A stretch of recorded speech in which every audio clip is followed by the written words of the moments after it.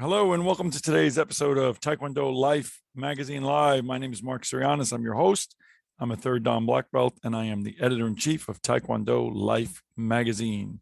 Taekwondo Life Magazine is a member of the Believe Network. Do you believe?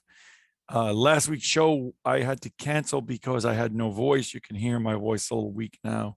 I think just traveling and refereeing, I let get the better of me. I didn't use my deep voice. I'm using my throat. So I do apologize. I am just back from the Peace and Harmony Tournament 2022, a great success hosted by Kwan's Martial Arts in Poughkeepsie, New York. And those guys did a terrific job raising money for Ukrainian relief. So I want to shout out to them. Great job. The delay in the show, today's show is about the new WT sparring rules. A quick overview. The delay in the show gave me the opportunity to view some of the matches over in the Grand Prix West over in Reno and see the implementation of those and see some of the ways that those are playing out. And I can report a little bit better on them now that I have had the opportunity to see them in action. For those who don't know, we talked a little bit. The WT has implemented a new set of rules for sparring, trying to make some changes. We're going to talk here. We're not going to do a deep dive. This isn't a seminar on rule changes. It's a discussion and an overview of the purpose of the rules, what some of those rules are, and how they've played out. Like anytime there is a rule change, there are some adjustments. Since the rule book came out about 30 to 35 days ago, 40 days ago, there's already been some changes, and we'll talk about that as well. Today's show is brought to you by BetOnline. BetOnline are our partners in online sports betting. They are providing all your betting and sports needs. For the latest information, sports developments, including odds on NBA, NHL, Major League fights, and even the next NFL futures, head over to BetOnline. BetOnline is your continued source for all your sports wagering needs. And they now have, we've talked about this, live betting for your favorite Vegas casino and poker games. It's easy to get started, so head over to betonline.ag today from your mobile device or your computer and get started. Type BELIEVE, B-L-E-A-V, that's our network, B-L-E-A-V, and get a 50% welcome bonus on your first deposit. BetOnline, where your gaming starts. So as I mentioned, there are new rules that are in effect. All tournaments that are started this month sanctioned tournaments should have this. Now they've been testing these rules in Puerto Rico, in Belgium, in the Dominican Republic, in these WT events. So they've had the chance to see them. In the US, the first major event was the Grand Prix West in Reno, as I said. Now, one of the major changes, now the point of the changes is to make the game more dynamic, to make the game less focused on what they call foot fencing, to keep matches. In the last Olympics, they say that more than half of the matches went to golden point. They're looking to make the matches shorter, and therefore each round has more meaning and is more engaging. So one of the major changes, and this is one that I think you won't see any modification of, is instead of being 3 rounds where there's a winner or you go to golden point, it's best of 3 rounds now. So essentially the winner of 2 out of 3 with no overtime rule. So there's no golden point. It must be decided within 3 rounds. In that, player 1, let's say Chung, wins round 1. We go to round 2 and everything resets. We'll talk about the point gap, the geoms, but everything resets. It's 0-0 now for round 2. Chung wins again. Game over. Chung is the winner. Round 1, Chung wins. Round 2, Hung wins. We now go to that final round, round 3, where there must be a winner, and the winner of that round will determine the winner of the fight. So that's very, very exciting. One of the things we'll talk about is that my belief is that this new way of doing things puts a premium on good coaching, because Hung loses round 1, but everything resets. Hung has a brand new chance to go into round 2 and fight, and coaching can really change the dynamics of that fight and what that fighter does. Now, there are rules in the event of a tie. There can be no tie ultimately, but in the event that the score is a tie, there will be rules that you would go to. And this is one of the things that did change. A month ago, it said if there was a tie, you decide the match. Now there can't even be a tie in the round. So in a round, round one, if there's a tie, you see who got the more points from turning kicks, then higher point value techniques. In other words, somebody has points that were amassed through turning kicks, and somebody had it all through punches. Turning kicks would win. Then you're going to go to missed hits on the system. We know that the system records, the Dado system records KP&B hits. Some of them don't record as points because they're too light, but we'll now be looking at those and then go to superiority. That's a little detailed. I don't want to get into that here. The point being, there must be a clear winner, and it's 2 out of 3. I said it resets each round. There is now a 12-point gap per round. So there used to be a 20-point gap per fight after the first round or after the second round.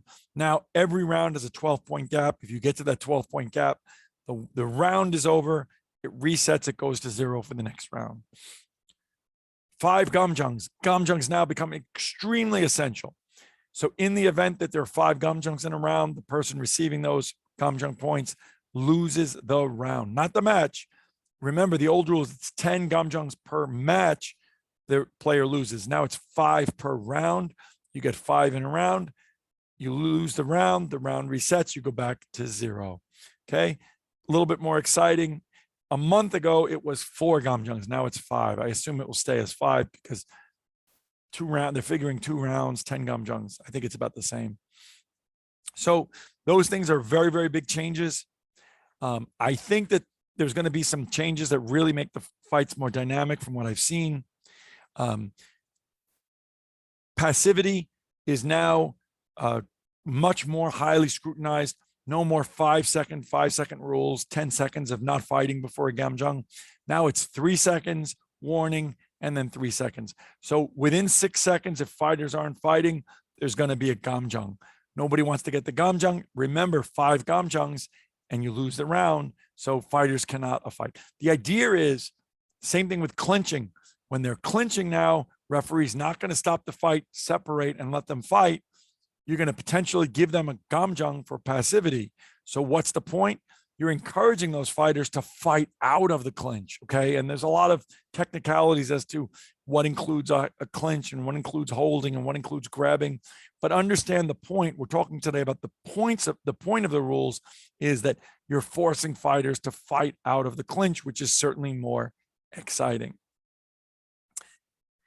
The other thing that they're really trying to avoid is this foot fencing. So therefore, we know that in the past, you might do a cut kick followed by a hook kick, maybe followed by an akbal, followed by a pichagi, and you might be able to score, or you might do a cut followed by a roundhouse kick to the head, followed by a cut. Now you can only do 2 kicks in the air without dropping your foot.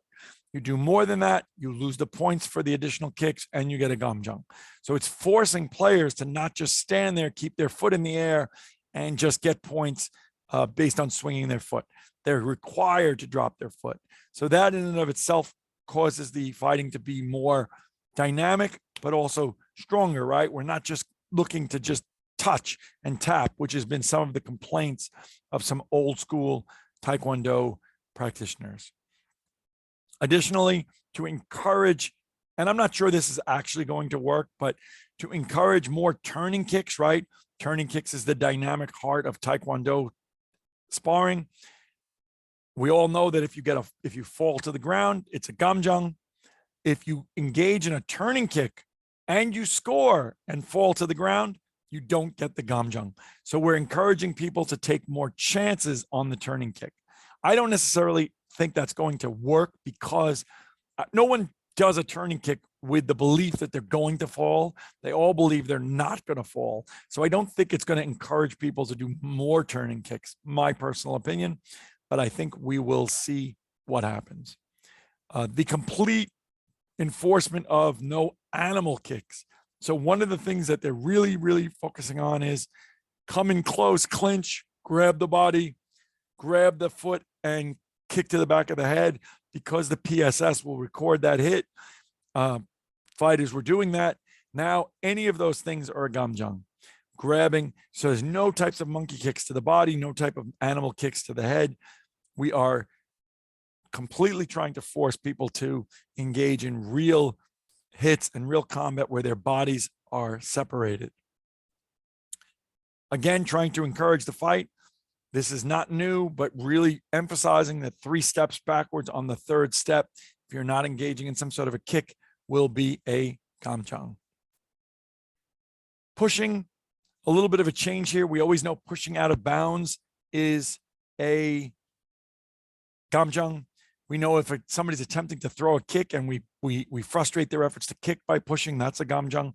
But now anything other than a fast burst of a push, okay, which you would know if you saw it, is going to be a gamjang. So basically, if you're pushing and is essentially holding on basically for dear life, equivalent really to grabbing, there's going to be a pushing gamjang. Again, what's the idea? To try to separate the opponents, have them square off, and have them actually commit to combat sparring. Other than that, you have new rules that allow for, under the old rules, if you remember, under IVR, the coaches could not contest head kicks. They either scored with the PSS or they didn't.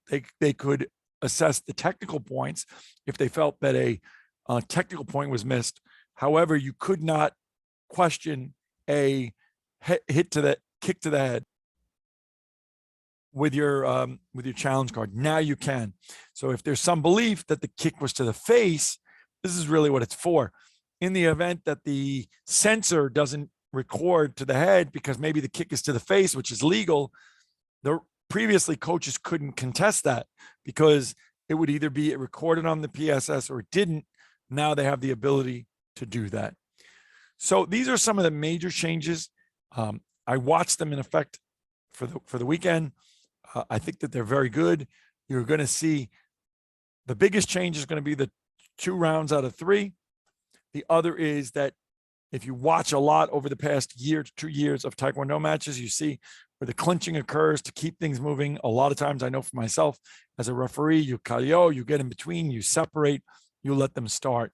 And to some degree, it causes a lot of resetting, right? A lot of resetting. People maybe do it for the purposes of getting strength, recovering, catching their breath. But now you're going to have no choice. Your passivity is going to be punished. You're going to get a gamjang. You're potentially going to lose the round. And there's going to be an encouragement that people fight out of these clinches. So the idea is that we should see more combat. And again, the matches are going to be shorter. I suspect you're going to see a lot of 2-round matches. Even the ones that you see 3-round matches, extremely exciting. So no more golden point rules. These rules will be in effect for all age groups and all age brackets.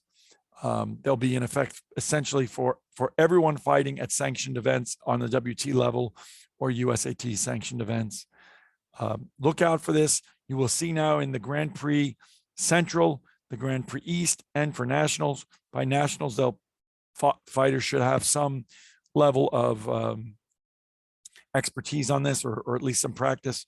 One of the reasons why you haven't seen it too much in these events is because even the software companies for Dado and KPNP are not fully updated yet. In fact, in the Grand Prix West, much of this stuff was done manually because all of the software updates have not been done. Your other rules are still in effect. Your punching rules, your gamjang rules, falling, stepping out of bounds, punch to the head, none of that has changed. So sparring is sparring, but these rules, these nuances, and again, what do I predict? I predict that it will be more exciting. I predict it will be more dynamic. And I predict that you're going to see a tremendous rise to the top of the greatest coaches in the country and in the world, because coaching and the ability to shift dynamics in terms of how to coach this new game, this adjustment to the game, you will see some really exciting stuff. So I'd love to hear your thoughts. If you've had an opportunity to witness the new rules in play, I'd love to hear your thoughts on what you saw, what you think is going to happen, and what you expect these changes to be. My name is Marc Zirogiannis. I look forward to seeing you on the mat. This episode is presented by Bet Online. Bet Online, where your sports betting begins. I look forward to seeing you soon.